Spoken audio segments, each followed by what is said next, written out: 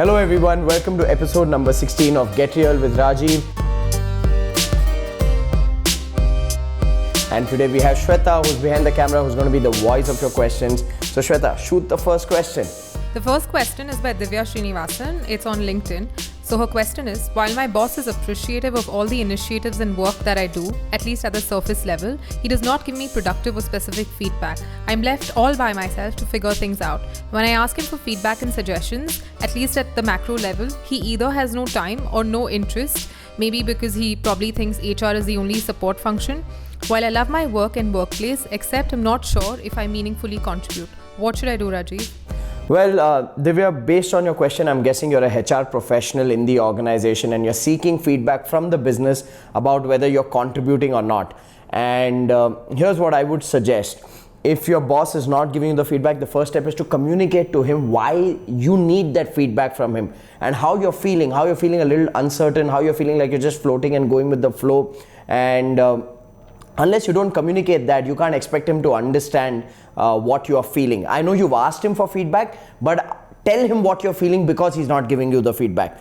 On the other end, a recommendation I have for most HR professionals is understand the business. Okay. Now I know it sounds like a very simple and oversaid statement, but in reality, I encourage HR professionals to either work in sales for a week or two, work in operations for a week or two, to truly understand the role HR can play as a strategic partner. Again, at every HR conference, this word called strategic partner is thrown around from the stage by every speaker. But in reality, if HR truly wants to contribute to the business, the HR needs to understand the business, and the core elements of the business is marketing, sales, and operations. So get your hands dirty, understand what are the kind of culture required, what is the kind of competencies required in the HR space, and that's when you can contribute and go back to your boss and give him feedback about his ability to give feedback.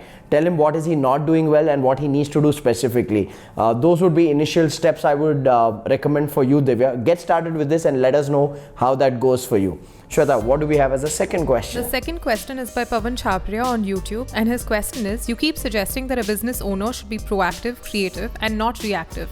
But the small businesses wouldn't remain small if they were proactive in their approach. Can you elaborate on how to be proactive and creative? Well, Pawan, you kind of stole my words. The small businesses wouldn't remain small if they were proactive. And here's the challenge with most small business owners. The biggest challenge I see is most of them are just working towards monthly survival. Most entrepreneurs start their business because they think being an entrepreneur is cool. They have big dreams, big goals, then they face challenges as they get started with their journey. They get hit by reality, is really hard, and they compromise their goals down to a survival goal where they say, if I'm making enough money to sustain my livelihood, that's all that I need. Well, for such entrepreneurs, all I can say is that you don't need to be an entrepreneur. Go get a job. Being in a job will earn you a six-figure income if you're capable and competent. Why risk your life on being an entrepreneur just for the sake of being an entrepreneur, whereas you're not being proactive for growth?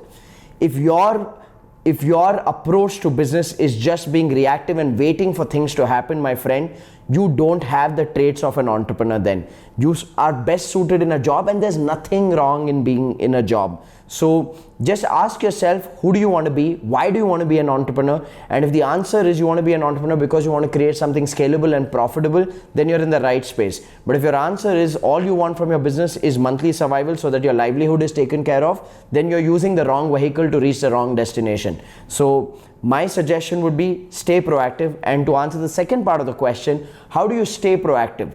The question you need to ask yourself, especially if you're a small business owner, is what is that money-making activity that I am going to be doing today? And you got to answer this question every day. What is that money-making activity that you're going to be doing today? Because most entrepreneurs, here's what happens. They are not selling or marketing proactively. They're waiting for business to come to them. Now, when you ask yourself this question of what's that money-making activity that you're going to be doing today, you will push yourself to create an answer which is going to be a marketing or sales activity. That is something you got to do 365 days in a year. You can't stop doing that as a small or a micro entrepreneur. So go out there and answer this question every day and take action towards making money every day, not just servicing money. What you do in operations is just servicing the money that you are receiving, but you got to make new money every single day. That's the key for a micro or a small entrepreneur. Shweta, what's the next question? The next question is by Tausif on Facebook, and his question is how to implement new strategies when the team is adamant towards change, but they're very much required for the business. Well, Tausif, at the first level, when I hear that question, I kind of sense that your team does not buy into you as a leader in the first place. So that's something you need to check about. Why would people resist something that is for the greater good of everybody? Or do people even understand that the change that you're recommending is for the greater good of everybody? So two things that you need to check, my friend. One is you really need to question what is the relationship status you and your team share. Because if you as an entrepreneur or a leader have to convince people, force people, cajole them, coax them, abuse them, threaten them, do whatever forceful activities that you need to do to get the job done, then that's not called leadership, and neither that team is called a team. Then that's just a group of people who come to the workplace just to draw a salary out for themselves, and they don't care about you, nor do they care about the workplace. So firstly, question the relationship you share as a team and work on that. And the second element would be, if you're looking at bringing in any form of change, here's a mistake most leaders make. They just communicate what is the change that has to happen. They don't have it as a conversation or a discussion where they ask people or show people what are the challenges, why are we recommending the change, how will the change benefit us, what are the challenges of the change, and what are the things that we need to be okay with while adapting to change. Unless and until you've not communicated this overall 360-degree view of why the change and how the change will work, don't expect people to buy in. Nowadays, we don't live in an era where you tell people and people do it. You got to really show people why there is value in what you're saying and what you're asking them to do. How does it benefit the business? How does it benefit or add value to them? And only when there's a collective input from people, that's when there is buy-in from people. So make sure you engage people through conversations rather than giving people plain directions. So these are two elements that I would ask you to check, Tausif, in your context. Shweta, what's question number 4? The next question is by Bhagyashree on LinkedIn, and her question is, when an entrepreneur is in the struggling phase, he doesn't have any business visibility, gets stuck and stops working, in fact is just waiting for something positive to happen, what should he do then? Bhagyashree, I can promise you one thing. Nothing changes when nothing changes.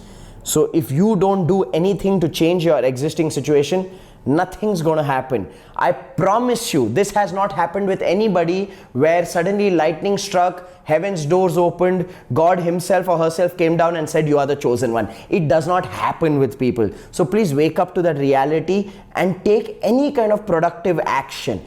If you're stuck and you don't know what to do, then you have a clear next level. You got to learn what to do. That's when reading books, attending seminars, hiring a coach, all of these are steps that are in your control. Now, most people give the reason saying, but I don't have the money. That's exactly why you need a coach. If you are not making the money, even after being in business, that's why you need somebody to support you and handhold you. And it's people who invest the money that they don't have are the ones who make the money that they don't have.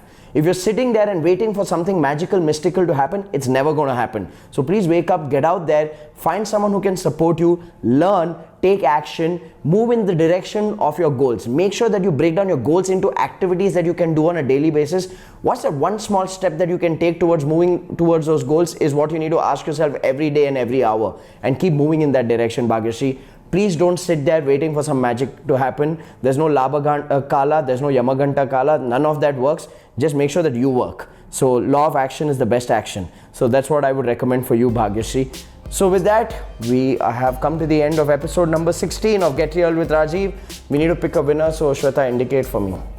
Okay, so Shweta kind of indicated a number which I kind of agree to. So the winner for this week, who's going to be receiving a copy of my book Lead or Bleed, is Tausif. Thank you so much, Tausif, for asking that phenomenal question, and I hope it added value to a lot of entrepreneurs who are watching this video and a lot of team members who are watching my videos. So I'm going to encourage you guys, those of you, especially those of you who are working at a workplace and you have some challenges, make sure you ask your questions as well. I intend to dedicate some of my time for people who are committed to learning and growth but are in a workplace environment and want that ideal environment to be created for them. So make sure that you ask questions in the comment section below, and I look forward to seeing you in the next episode of Get Real with Rajiv.